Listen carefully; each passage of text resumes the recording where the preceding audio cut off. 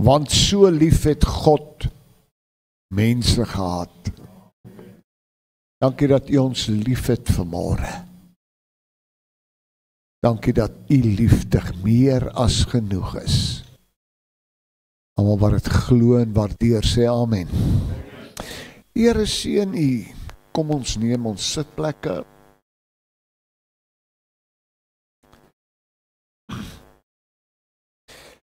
God bly getrou. Laas naweek was almal baie opgewonde en was al verskriklike programme, want dit was mos nou Paasnaweek. En nou vanmôre stap ons in ons klein gemeente in Leidenburg in en ons kry 'n wolk van getuienis rondom ons. Aan die een kant hoor ons hoe dat die Here finansiëel voorsien op 'n bonatuurlike wyse.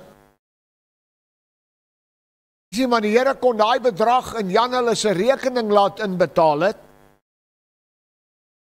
of hy sorg sommer die rekening uit. Ons het 'n getuienis hierso vanmôre van hoe dat die Here gebede antwoord wanneer ons al gesê het, ag weet jy wat, kom ons stap net aan. Kom ons los hierdie nou, dis nie 'n druk nie. Maar 'n ma wat roep na die Here en 'n generasie wat gaan voortleef. En dan sit ons, en ek het dit nou vergeet, met Japie Reders, wat deur 2 weke, 3 weke van ernstige siekte, met sy hart en wat ook al was, hoe lank in 'n ICU, high care, en moontlike dit en moontlike dat. En dan gryp God in. En hy's vanmôre nou nie in die diens nie, want hy werk weer. Amen.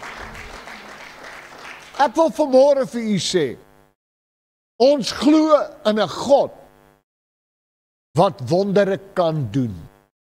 Hy het dit nie gedoen nie, hy doen dit vanmôre nog. Of jou behoefte vanmôre in jou gees, in jou siel of liggaam dimensie is. My God can do anything but fail. Hy kan nie jou in die steek laat.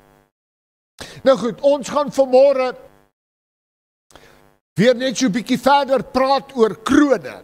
2 weke terug het ek met u gepraat en dit was ongelukkig dat ons dit nie kon opneem nie oor krone in die hemel.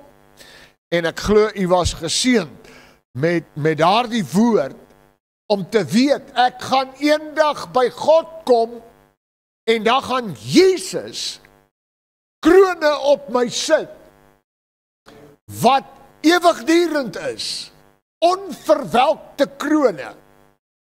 En ek het iets om na toe te werk. Dit wat jy doen hier het altyd 'n ewige implikasie. Of dit nou positief of negatief is. Jy gaan jou loon kry. Eenmal. Maar nou vanmôre wil ek jy so 'n bietjie bring na krone wat ek en jy nou kan dra. Krone wat nou beskikbaar is. Maar nou voordat ek net daarby uitkom, want jy weet ons is almal mos hierdie stukkie vleis. Ons het hierdie stukkie mens in ons. En hierdie stukkie mens wil altyd net die vlees sien. Die krone wat ek hier dra, is nie om af te show en jou minderwaardig te laat voel nie. Geen kroon is bedoel om jou te verhef as jy in die koninkryk is nie. Dit is 'n kroon wat sê daar's 'n beloning. Nou, voordat ek enigstens iets verder doen, kom ons gaan kyk net na krone. Weet, vandag is krone eintlik niks seggend. Jy kan by Crazy Store instap en 'n paar krone koop en vir mense uitdeel, maar hulle het geen waarde nie. Hulle kroon 'n prinsesie by 'n kompetisie. Hulle kroon 'n wêreldkampioen. Maar volgende jaar is daar ander ene. En dit moet jy onthou. Aan hierdie kant van die graf is geen kroon permanent nie. En nou, die hele gedagte was, as ons vandag dink aan krone, dan dink ons nou byvoorbeeld aan Prins Charles, of wat koning, hy's nou koning Charles, nee. Hy was gekroon as koning, en ek weet nie van wie van u daarna gekyk nie, en ek het nogal daarna gekyk, want dit is nogal interessant, en dit is indrukwekkend, as jy sien, die geskiedenis in daai goed, daar is krone wat honderde jare oud is, en vol, wat? Nie chocolates nie, edelgesteentes, groot diamante, as jy daai kroon sien, weet jy, dit het geld gekos. Maar, dit word toegesluit. Hy kan nie vandag met daai kroon in die straat loop nie, want dan sy dood binne 2 minute, of die kroon is net gesteel. En hy bly nie eers in Suid-Afrika. Daai goed is in kluise toegesluit, dit word uitgehaal, net om vir 'n uur te wys, en dan word dit weer geberre. En ons glo, hy het die kroon. Ons glo dit, ons sien niks nie. Hy travel nie met 'n kroon nie. Maar nou in die Bybelse tyd, toe God konings begin instel het, sal julle onthou, 'n koning was ingestel deurdat God hom laat salf het as 'n koning. En nou kom hy en hy sê vir ons in die Nuwe Testament, maar julle is 'n koninklike geslag. Met ander woorde, vanmôre, voordat jy enigstens dink aan 'n kroon, moet jy weet dat God jou gesalf het as 'n koning. En die feit is, 'n koning sonder 'n kroon beteken niks. Hy beïndruk niemand nie. Maar goed, nou, elke koning het sonder 'n kroon begin, hy het met 'n salwing begin. En dan het hy gaan kyk, en hy het gestap en hy het gesê, hier's die kroon van Saul. Hier's die kroon van watter koning ook al. Maar dan het hy begin werk as koning. En sy kroon, wat uniek was, het gevorm. En dit word genoem Dawid se kroon. Of wie ook al. Dit het gekom deur die gevegte, deur die stryd wat hy ingegaan het en gewen het. Jy sien, want 'n koning het nooit 'n kroon gekry as hy nie gewen het nie. En 'n koning wat verloor het, het al sy krone verloor. Of dan sy kroon. Kom ons gaan lees vinnig 2 Samuel 12 vers 30. En hy, dit is Dawid, het die kroon van sy hoof, dit is 'n koning wat hy nou net gaan oorlog maak het, jy kan die voriges gaan lees vanmiddag, hy het uitgetrek na 'n volk toe wat hulle getart het, en hy het hulle verslaan, en toe staan hy by daai koning, en toe hy die kroon van hulle koning, van sy hoof afgeneem. So die koning wat hy gewen het, sy kroon vat hy. Waarvan die gewig 'n talent goud was, met 'n kosbare steen daarin. En dit het op die hoof van Dawid gekom. En 'n baie groot byt van die stad het hy uitgebring. Hier's twee goed wat jy moet sien. Dit wat jy wen, se kroon kom na jou toe. En as jy daai kroon optel, word hulle besitting jou byt. I went to the enemy's camp and I took back what he stole from me. Dan gaan die Bybel ook verder en hy sê, en Dawid het alles teruggebring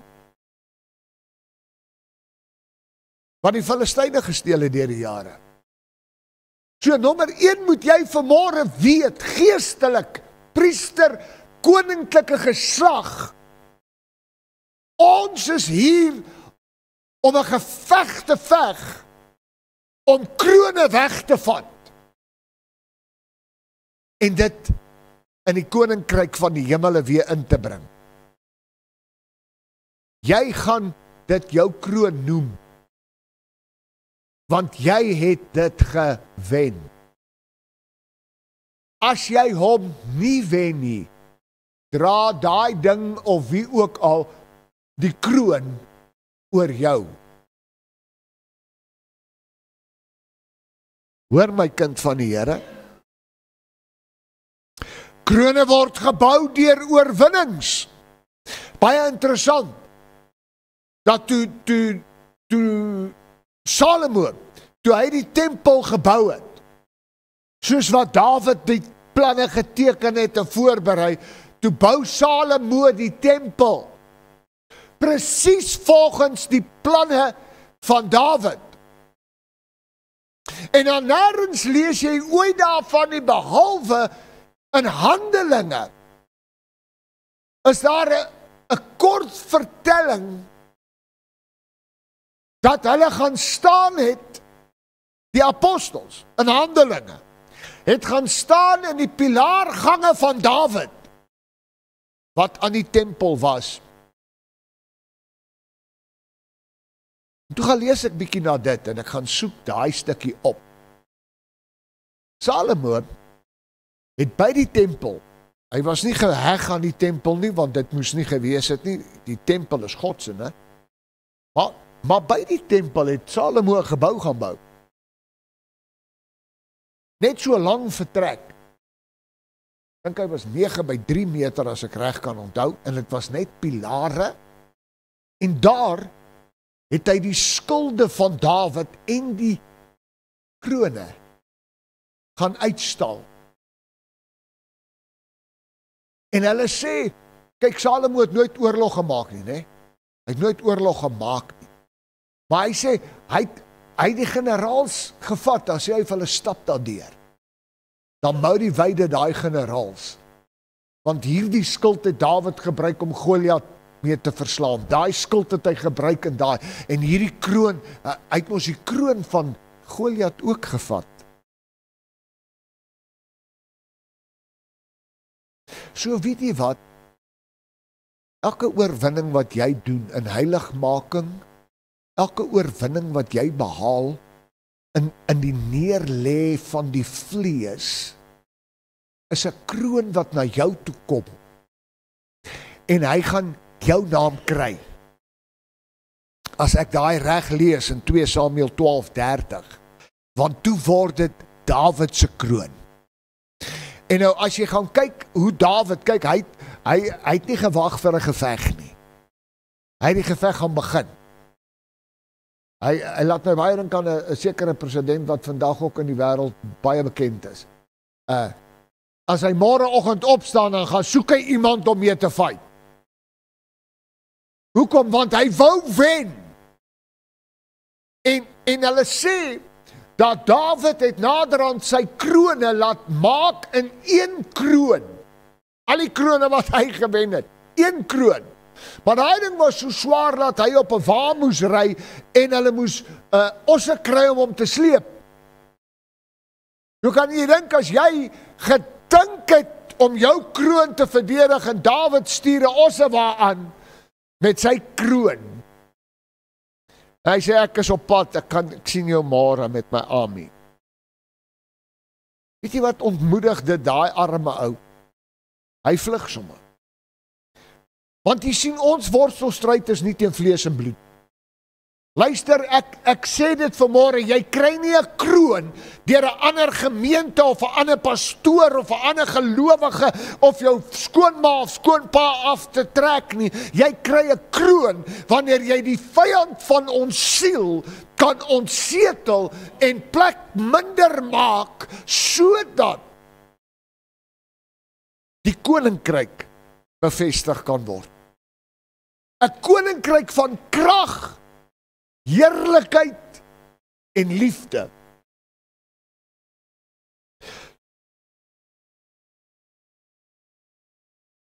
En nou moet jy verstaan dat dit is hoekom ek lees en bid en by die Here hoor en afsonderend leef en sê, Here, help my.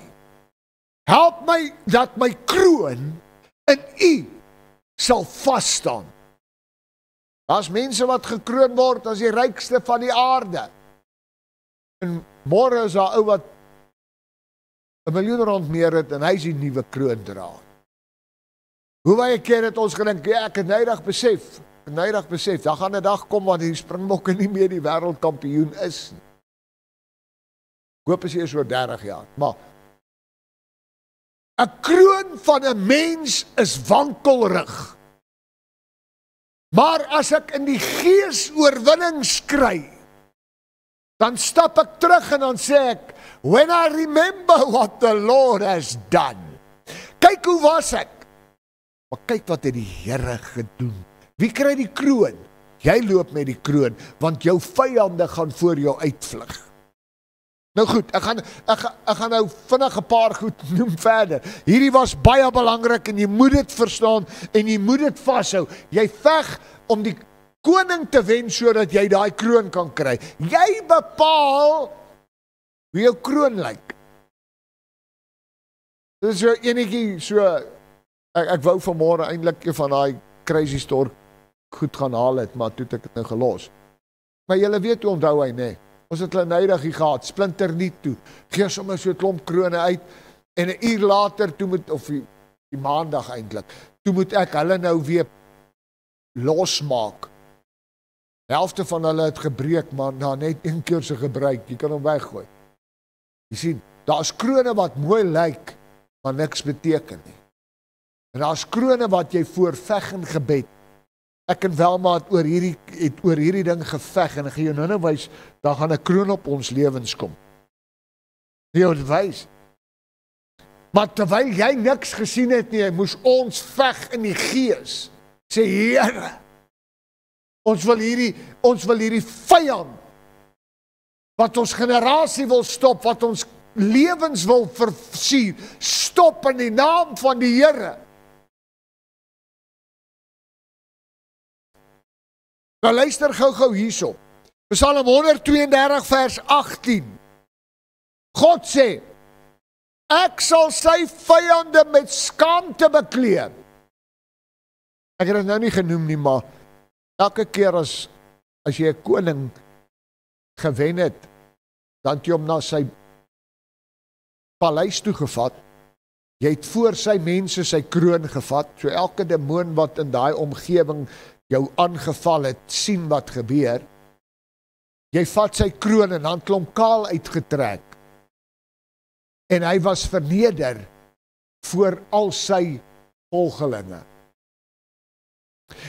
En nou, Psalm 132 vers 18, as jy oorwin, sê die Here, ek sal sy vyande met skaamte beklee. Maar op hom of haar sal sy kroon skitter. Dis wat die Here sê. Met ander woorde, jou oorwinning oor verwerping of trauma gaan 'n kroon word op jou hoof. En daai kroon wat jy bykry, maak dat jou kroon groter skitter. Want hoe kom jy te wolk van getuienis by jou? Dit gaan net daaroor, as iemand na dit kyk, dan besef hulle, want ek sê dit, It's not by power or might, but by my spirit, saith the Lord.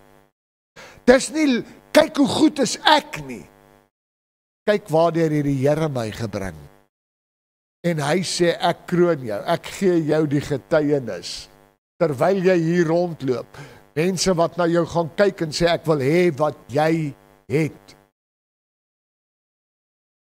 Bro Andre het hy selfe getuienis, hy het 'n afgelope maand het hy in sy tiener vriendekring bietjie gesê, hoorie, wow, ek is 'n kind van die Here, ek gaan 'n ander pad stap en die en daai, en nou julle weet, as jy dit doen, behoort jy eintlik al jou tiener vriende te verloor. Nou kom van daai kinders, sê, maar weet jy, praat met my, ek wil ook hê wat jy het.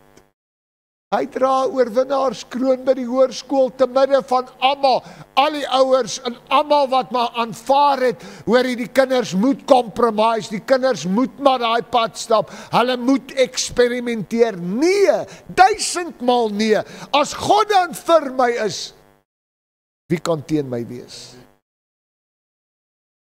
Hier moet jy gou-gou skryf, 2 goed. Jy moet onthou, as die vyand teen my optrek, the battle belongs to the Lord. Jy het niks in jou wat die vyand kan wen nie. Maar Christus in jou het geen vyand wat hom kan oorwin nie. So the battle belongs to the Lord. En tweedens moet jy onthou, die 3 dae wat hy in die graf was, het hy elke vyand oorwin vir jou. Die oorwinning is behaal. Hy sê dit, hy sê, geen groter versoeking het oor jou gekom as jou eie vleeslike begeertes nie. Met ander woorde, daar is geen duiwel, geen demoon, wat 'n houvas op 'n kind van die Here kan kry en kan hou nie, as ek in Christus is ek 'n nuwe skepping.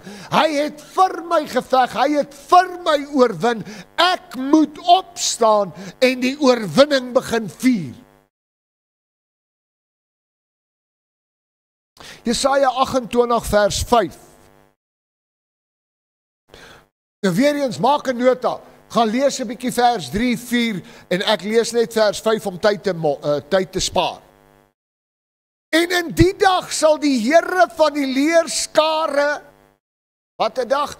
Die dag van oorwinning, sal die Here van die leerskare wees tot 'n suurlike kroon.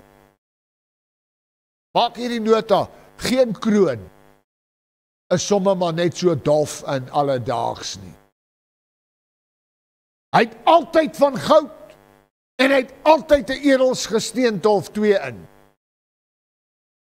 Maar in hierdie dag, in die dag van jou oorwinning en jou begrip van dit wat God vir my, deur my wil doen, sal hy 'n suurlike kroon en 'n pragtige krans vir die oorblyfsel van sy volk wees. Nie mooi nie. Weet nie, dit het my gebless. My gebless. Daar is vanmôre 'n oorblyfsel van sy volk. Daar is 'n oorblyfsel. En hy sê, ek sal vir hulle 'n suurlike kroon wees. Ek sal vir hulle 'n suurlike kroon wees. En sy, ek sal 'n suurlike kroon wees, is al klaar 'n ewige kroon. Maar vir die oorblyfsel, dis vir nou. Goed.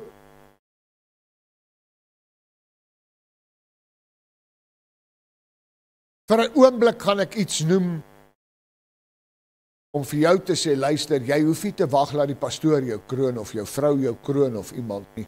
Hy is die kroner. Psalm 103 vers 2, 3 en 4, dit is so mooi. Loof die Here. Kyk waar begin hy. Loof die Here. Ek en jy gaan in die volgende paar maande sien hoe dat die Here in hierdie gemeente lof op 'n nuwe level gaan bring. Lof op 'n nuwe level gaan bring. Ons het 2 weke terug, een Woensdag aand, toe ons hier vergader by daai by daai seminaar wat ons aanbied, en julle moet tog nie nou Woensdag nie, volgende Woensdag kom sit, al sit jy net daar aan die agterbanke, kom beleef die belevenis van die Heilige Gees hier waar ons is. En ons het hier voorkom staan, en ons het iets gepraat, en die volgende oomblik toe begin mense geestelike liede sing, wat hulle nog nooit gedoen het nie. En hulle maak hemelse klanke, en sing niet. Maar loof die Here, o my siel, sê vers 2, en vergeet geen een van sy weldade nie. Die oomblik as jy die Here uit jou siel uit aanbid, begin sy weldade na vore toe kom, nie die wandade van mense nie. Wat al jou ongeregtigheid vergewe, wat al jou krankhede genees. Hierdie is 'n goeie God. Wat jou lewe verlos van die verderf. In ander woorde, hy haal die kroon van daai koning af. Hy verlos jou lewe. Wat jou kroon. Dis hoekom ons hom aanbid. Dis hoekom ons hom dien, liefhet. Hy wat jou kroon met hierdie wonderlike, suurlike kroon van goederentierenheid en barmhartighede. Hy kroon. Hy kroon. Tierenheid. Er iemand die vermoë het om aan jou sleg te doen vanweë dit wat jy gedoen het, maar hy kies om ten spyte van dit wat jy gedoen het, goed te wees vir jou. Barmhartighede. Barmhartig.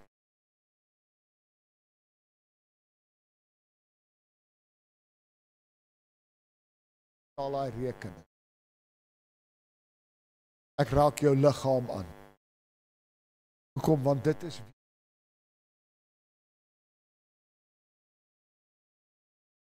weet jy wat, goederentierenheid en barmhartigheid haal jou uit